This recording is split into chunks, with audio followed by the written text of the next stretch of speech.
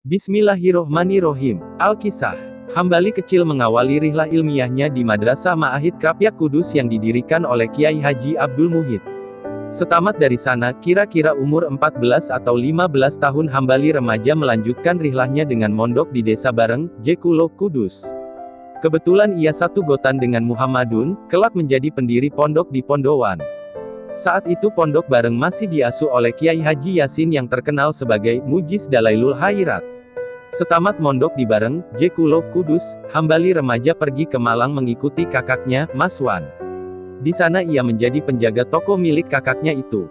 Tapi seiring berjalannya waktu, muncul keinginan untuk memperdalam keilmuannya dan ia merasa akan lebih bermanfaat jika waktu mudanya digunakan untuk memperdalam keilmuannya. Maka dari itu ia memutuskan untuk mondok di Tebuireng, Jombang, Jawa Timur asuhan Kiai Haji Hashim Asy'ari. Tidak berhenti di situ, Hambali masih memperluas keilmuannya dengan mondok di suatu daerah yang ada di Magelang, Jawa Tengah dan Tulungagung, Jawa Timur. Tatkala Hambali remaja masih menjalani masa-masa mondok, ia sudah terbiasa menjalani laku tirakat. Sejak awal mondok, ia tidak membawa uang saku sedikit pun. Kalau terasa lapar, maka ia akan mencari intip sisa dari temannya. Terkadang ia juga disuruh temannya untuk masak dan nantinya ia akan diberi imbalan. Amalan rutinnya adalah puasa Dalail Khairat yang ia dapat ijazahnya dari Kiai Haji Yasin Bareng. Selain ilmu syariat yang ia buru, ilmu kanuragan juga menjadi incarannya. Ia mendapatkan ilmu kanuragan saat mondok di daerah Celuring, Banyuwangi, Jawa Timur. Jadi Hambali remaja tidak hanya menguasai ilmu syariat saja, tapi juga menguasai ilmu kanuragan untuk pembentengan diri. Merintis pesantren. Dengan berbekal keilmuan agama yang beliau kumpulkan sewaktu rihlah ilmiah, beliau memutuskan untuk mendirikan pondok pesantren, kira-kira pada usia 30 tahun dengan nama Najahut Tolabah. Kala itu santri beliau masih sedikit, yaitu sekitar 48 santri yaitu yang terdiri dari 8 perempuan dan 40 laki-laki. Itu pun beliau sendirilah yang membiayai konsumsi para santri, padahal beliau tidak mempunyai pekerjaan, lantas uang yang beliau pakai untuk membiayai berasal dari mana? Wa'allahu a'lam. Keseharian Kiai Hambali bersama para santrinya yaitu, mulai pukul 9 pagi beliau mengajak para santri untuk melaksanakan sholat duha, saat itu para santri belum ada yang bersekolah, ba'da sholat duha mengajar kitab sampai pukul 11 siang, sholat zuhur berjamaah dan disambung dengan mengajar kitab sampai pukul 2 siang, istirahat sampai waktu asyar, sholat asyar berjamaah dan disambung dengan ngaji kitab sampai pukul 5 sore, istirahat sampai waktu maghrib. Usai sholat maghrib berjamaah, kegiatan para santri adalah ngaji sampai waktu isya, sholat isya, berjamaah, istirahat sampai pukul 2 dini hari, lantas sholat tahajud dilanjutkan wiridan sampai waktu subuh, begitu seterusnya. Selain menekankan pentingnya belajar ilmu agama kepada para santri, Kiai Hambali juga sangat menekankan memiliki jiwa entrepreneur kepada para santrinya. Buktinya, jikalau ada waktu kosong, maka Kiai Hambali menyuruh para santrinya untuk membuat jam kotak dan kemudian disetorkan ke warung atau toko agar bisa menghasilkan uang. Jadi uang tadi adalah milik para santri sendiri bukan diberikan kepada Kiai Hambali. Santri Kiai Hambali banyak yang menjadi tokoh masyarakat, antara lain Haji Ali Masadi, mulai kecil disekolahkan Kiai Haji Hambali sampai jenjang S1. Kiai Haji Sobri, badal utama Kiai Haji Hambali. Sekarang melanjutkan perjuangan beliau dan tinggal di daerah Kendil, Pati, mayoritas masyai TBS Kiai Haji Tohirin, Mayong, Jepara. Kiai Haji Mufat Syatori, Kiai Musa, Bojonegoro, dan Kiai Amin, Lamongan. Terekam kisah menarik dari santri bernama Sobri ini. Dulu Kiai Hambali sering mengajak santri ini ngaji ke berbagai tempat mulai dari Kudus sampai ke Pati dan ini dilalui dengan berjalan kaki. Ketika akan diadakan sholat tahajud, Kiai Hambali menyuruh santri Sobri untuk membadalinya. Sedangkan Kiai Hambali sendiri mencari dan membangunkan para santri yang masih tertidur. Selain mengurus pondok pesantren, beliau juga menjadi tenaga pengajar di beberapa madrasah. Dalam sepekan, 3 hari beliau mengajar di madrasah diniyah untuk setingkat mahasiswa, dan 3 hari mengajar di madrasah TBS dimulai pada tahun 1980. Kiai Hambali pun ikut andil dalam mendirikan madrasah diniyah di TBS. Selain konsentrasi mengajar para santri di pondoknya, beliau juga aktif dan giat mengisi pengajian di berbagai majelis dan masjid, di antaranya Majelis Pengajian Muslimat NU Ranting Kajeksan, setiap Jumat siang.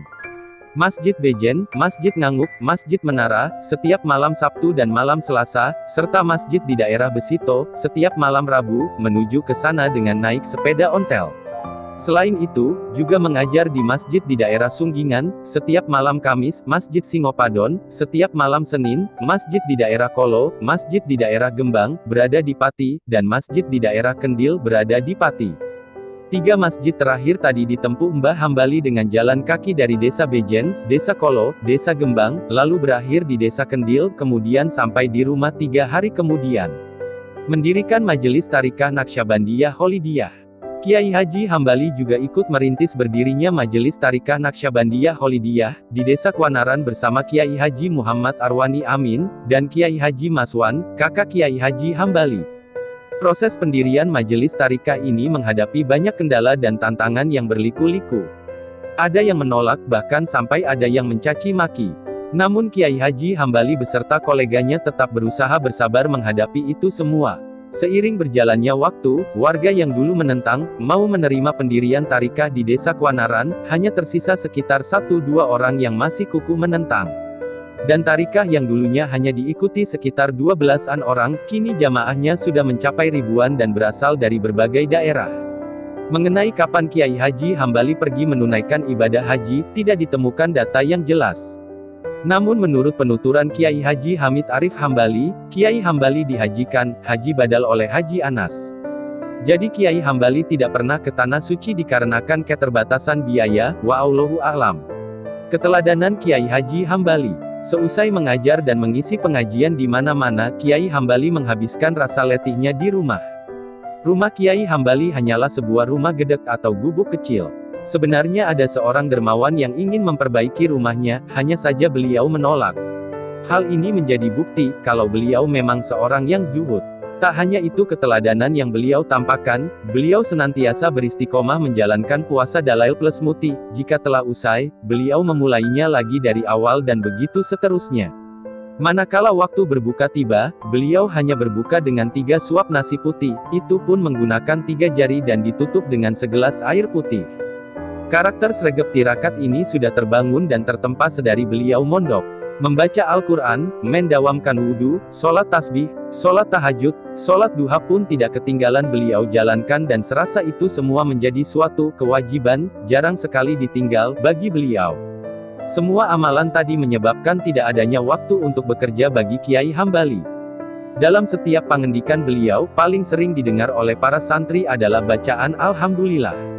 Hal ini menunjukkan bahwa Kiai Hambali adalah pribadi yang syukur dan bersahaja.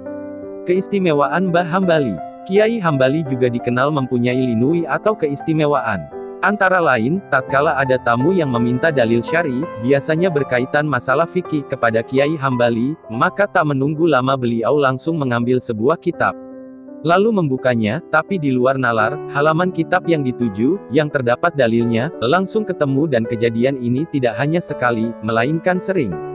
Pada umumnya, orang normal pasti akan membolak-balik lembar halaman buku terlebih dahulu sebelum akhirnya menemukan halaman yang dituju. Keistimewaan lainnya, Kiai Hambali mampu berkontak batin dengan arwah. Masyarakat kerap sowan kepada beliau untuk meminta pituduh dalam kasus pusara seorang wali.